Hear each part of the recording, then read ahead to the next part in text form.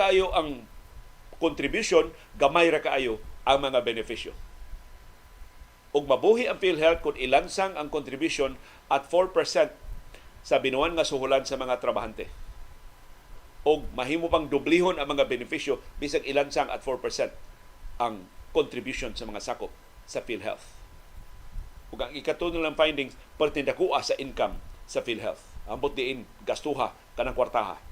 176 billion pesos ang koleksyon sa PhilHealth sa mga contribution sa mga miyembro. Laing usa ka gatos ka bilyon ka pesos nga subsidy gikan sa Kongreso para apil na ang para expanded benefits o kanang ilang kita sa investment sa PhilHealth. Sumoro itong binilyon ka pesos ang nawa sa PhilHealth, 15 billion pesos ang nawa sa PhilHealth atol sa Duterte administration, wa pa kita hantod karon. Pabiling baskog ang PhilHealth perti nakuha ni kwarta ining maong ahensya. Hinaot wa nay makawat ana og hinaot mabalik na ngadto sa mga membro sa PhilHealth in terms of expanded benefits.